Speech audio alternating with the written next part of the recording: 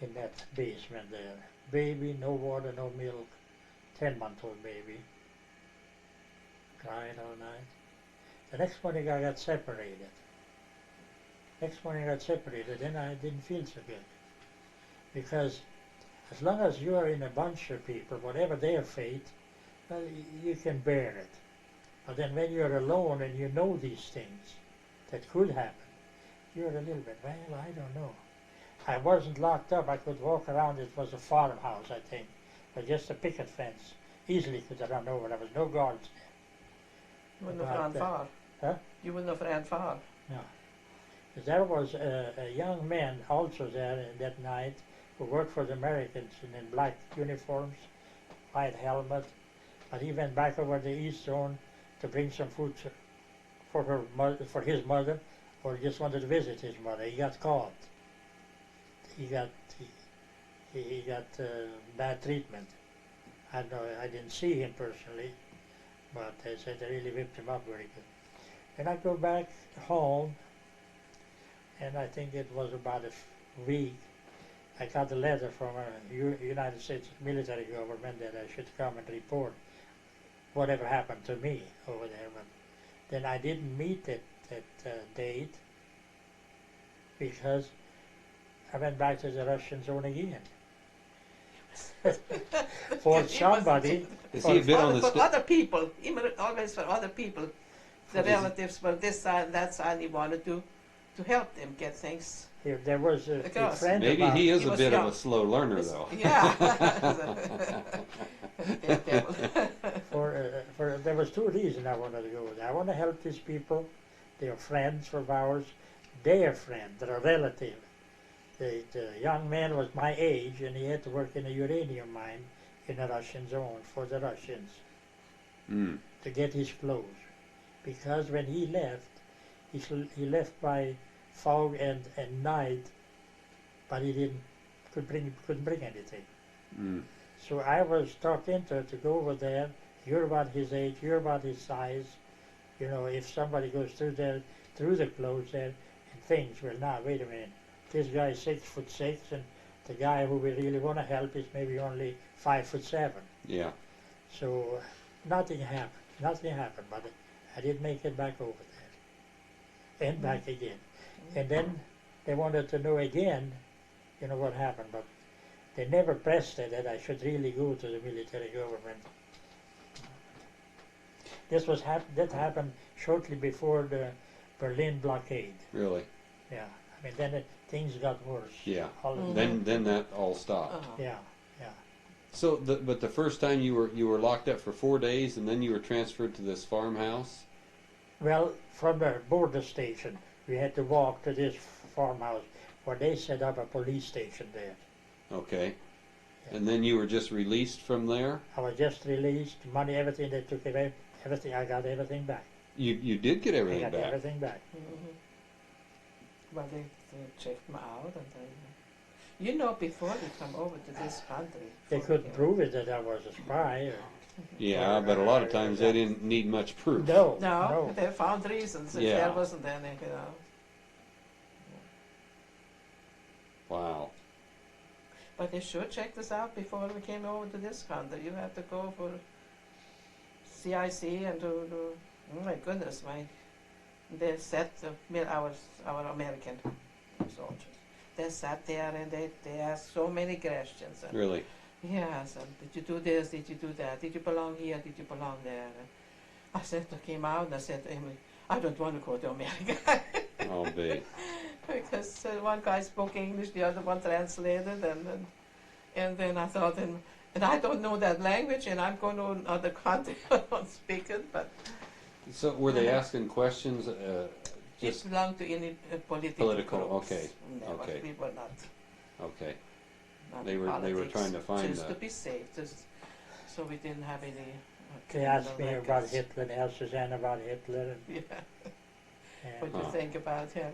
and me, us knowing, you know, what happened down in Yugoslavia at the end of the Second World War, and what was happening at that time in Yugoslavia, Tito. Mm. They asked me what I think about Tito, and I said he's the biggest throat cutter that I know. Tito. Tito. Mhm. And that was a no-no because he was our friend. But I did say that. Mhm. If a guy don't, if someone would come along, and I don't believe it that you said it. I said, just go to Omaha, look at the papers, Mhm. Yeah. and it's right in there.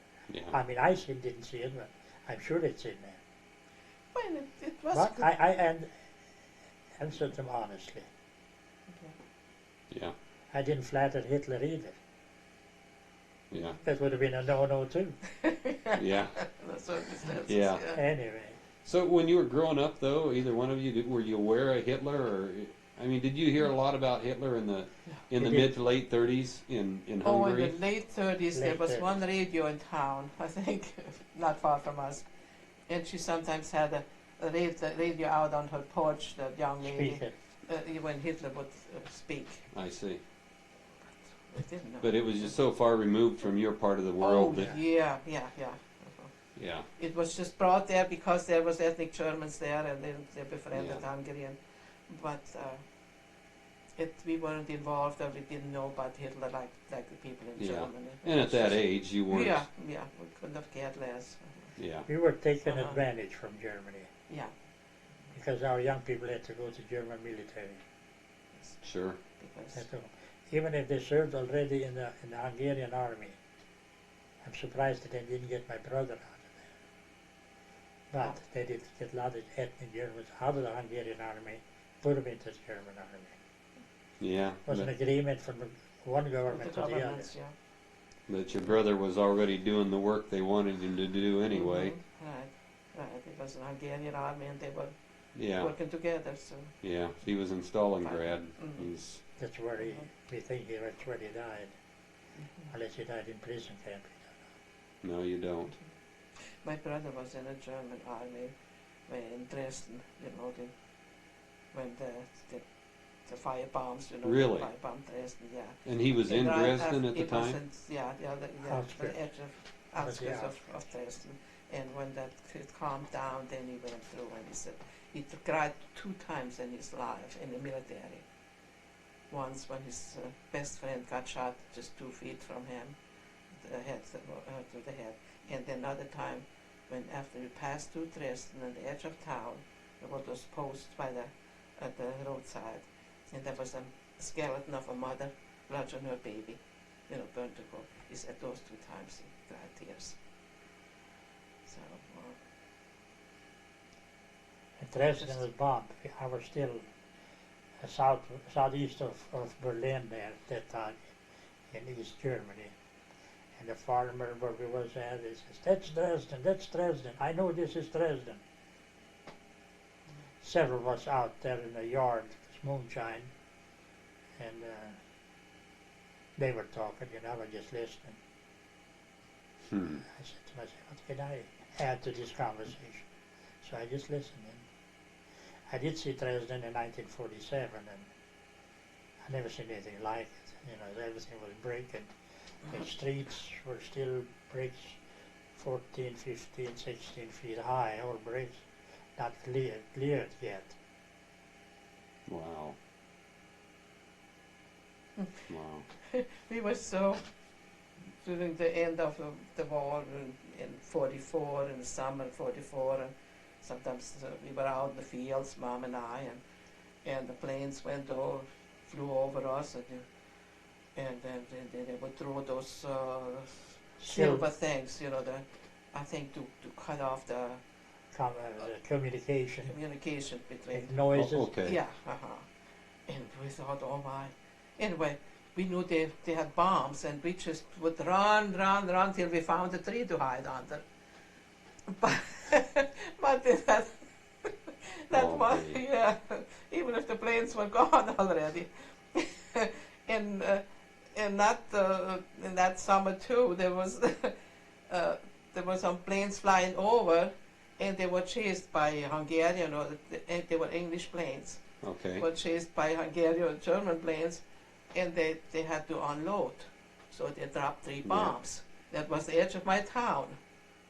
And it was wooded area. If we would have, somebody would have hid in those, that In the wooded area, woods. they would have been Wow. buried.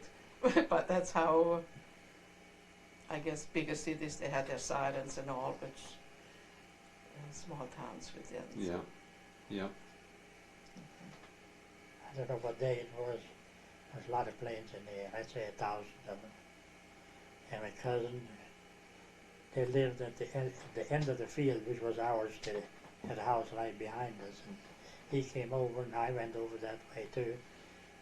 We had potatoes. They were pretty good size.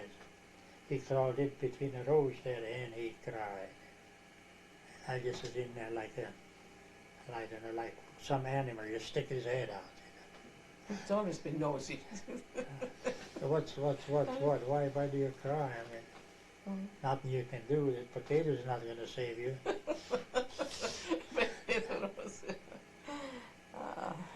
And he is in Canada now. He served in the Hungarian army, and he got away.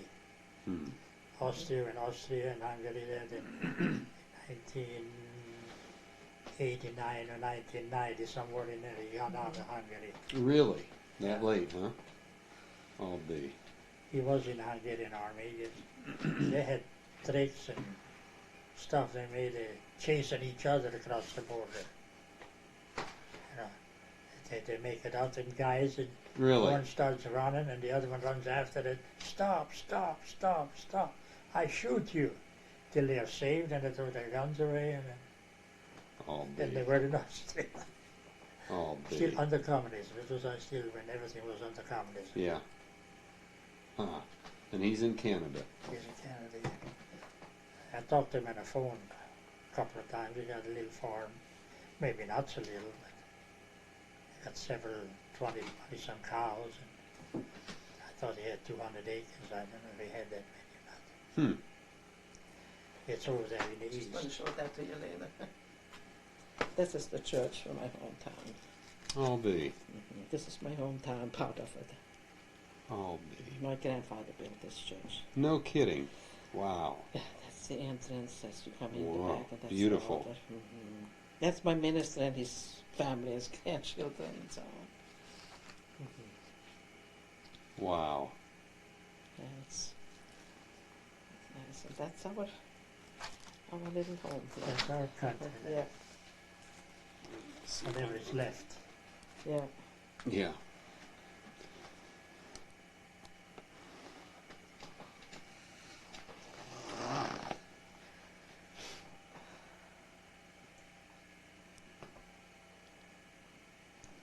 I don't know how well that'll come out.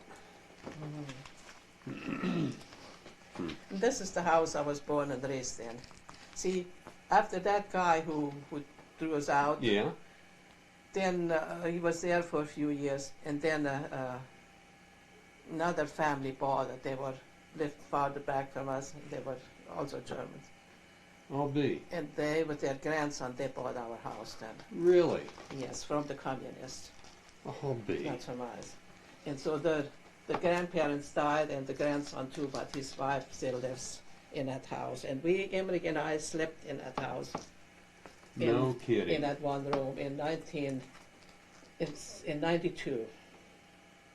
We slept in my house. It was No really- kidding. Uh-huh. And That she had is- to be. And she remarried again after, she came over with a communist family to this town, but they were a nice family. Anyway, she married that German kid, and he died, and then she married this guy. But this is the house. This here is our Wow. house. And it was built in 1906, and it's still in good shape, but I'm grateful for.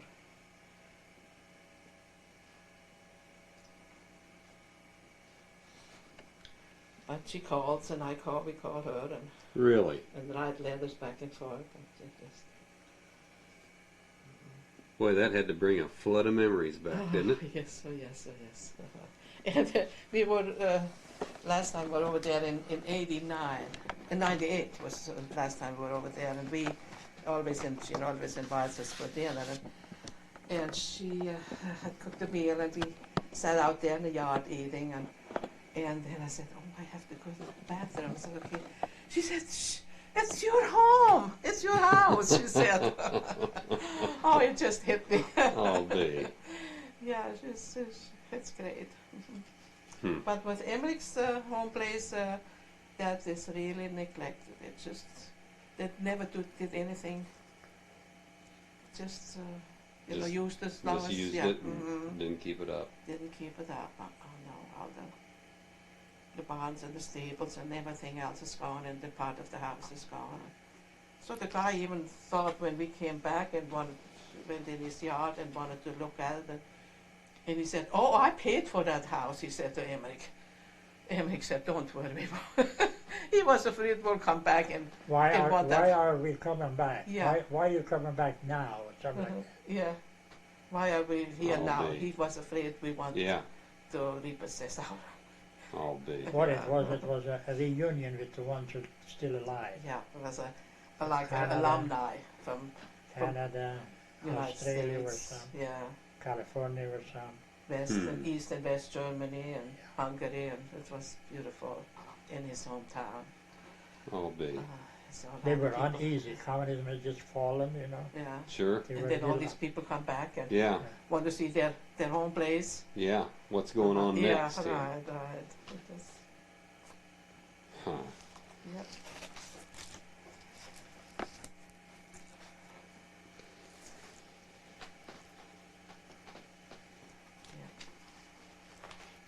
Fascinating. Mm.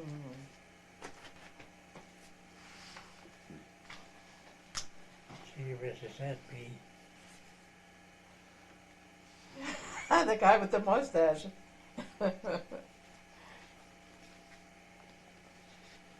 Oh, I'll think of It questions looks later. looks like Yeah. the Mexican.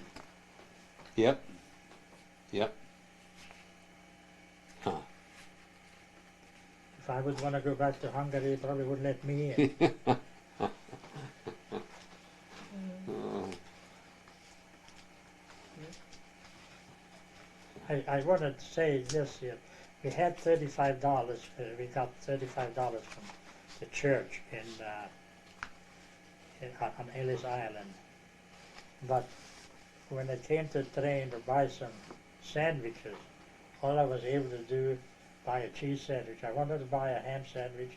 I didn't get it done because of the speech. I mean the language.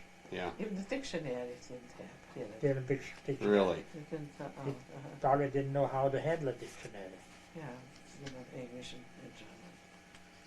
So that's one thing. I'm sorry. That's right. How did you end up here? Yeah, that's because I was homesick. In Loveland, Colorado, they were great people. They were nice people. They spoke some German. Some of them went Ethnic to the Russian. church. Ethnic Russians, ethnic Germans in German. Russia. Okay. Yeah, their ancestors, and they were really nice. But every time Emily came home from work, he knew we had a letter from home because Suzanne had cried her eyes out, and I was homesick. So then my aunt and uncle from Texas, they came here because their daughter had a sponsor here in Carmen, Illinois. And they lived here in Carmen, Illinois then. Then my aunt and uncle came here too to meet with them, and then uncle wrote to us and said, well, that would be a job for Emmerich as a bricklayer, and if we could come here, then we would be together. I see. And so that's when we packed up and came here a year after being out there. But I was still homesick. I saw those families together, they're each with their little kids, grandkids, and I wasn't envious, but it hurt more. And so I cried until like I said, until in '59 when I went back home, back to Germany the first time to see my parents and all. And that's how we ended up in Burlington, Iowa, I'll be. because of my little girlish crying. These were you had two uncles that came here, or one? Uncle, one uncle. One uncle. What was his name? Betts, Boetc. He was my mother's brother, and his wife was my father's sister. There was an exchange. be. Where they got married, Okay. yeah. Yeah, so and they had a little son. Their daughters were in Russia. That the youngest one who I told you was in Russia too. She was the one who with her family, had a sponsor in Carmel, Illinois. I'll be. Yeah, and so, and then while they were in Russia, they had a little boy, my aunt and uncle. She was 41, yeah. Wow. And so they brought that little boy over, and John is doing good. He's in Denver now. He worked for the IRA, IRS, for the Internal, government. internal Internal revenue. revenue. Okay. For the revenue, work for the Worked for revenue. them. He was in Korea and Vietnam, I'm sorry. Huh. But, yeah, so, I'll be. yeah, they're both gone now. And I had to, that has nothing to do with our problem.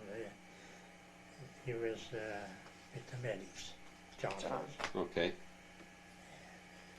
And I thought that was a good place to be with the medics, but he said, here is the problem. When the action started and the cannons and balls falling down around you, you always hollered for the medics first. Yep. I Yep. had to get in over there. Yeah. Yeah. You see, I was in a hold on him, but I had to get out. And save lives. He got wounded a couple of times. Yeah, shrapnel wounds. And Hmm. hurt his hip And he too made by it home. jumping out. Ooh. Yeah, Yeah, that's had to have hip surgery because of really. jumping out. He said, I had to get out of here. Yes. Hmm. That's- His dad had a bad deal too. He served in both wars.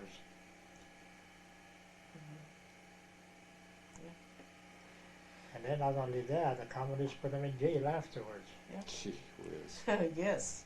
See, when the mayor of the town and those guys were in trouble with when the Russians went through, they called him my uncle because he spoke Russian too from being a prisoner in Russia. And so he was okay then. And one time they called him up and there was a Russian soldier standing there. He had his revolver on that mayor's head. He was going to shoot him.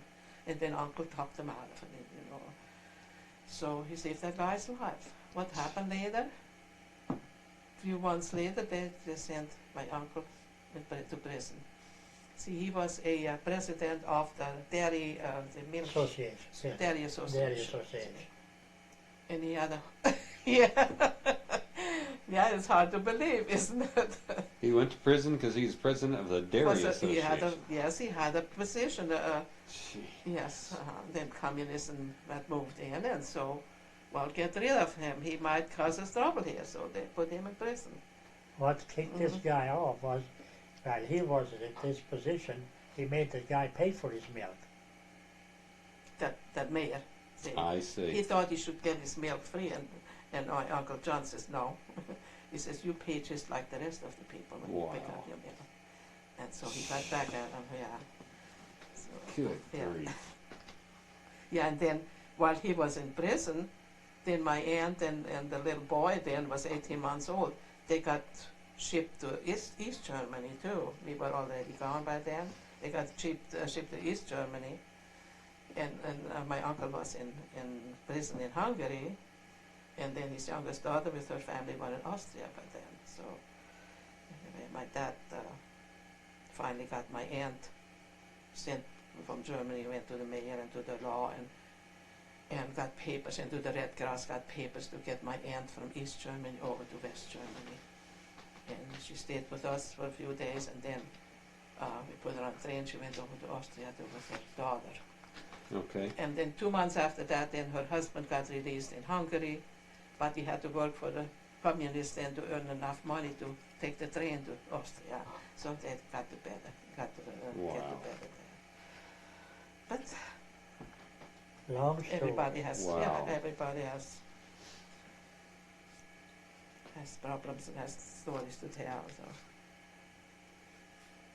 Well, not everybody has stories to tell around here. Has stories to tell like you do. Those fish you was talking about, fish heads, that was in Grozny. in Krasny. Grozny, Mhm. Grozny, the capital of Georgia, Russia.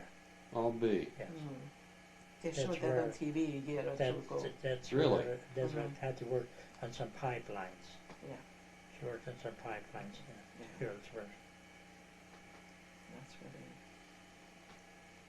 Hmm.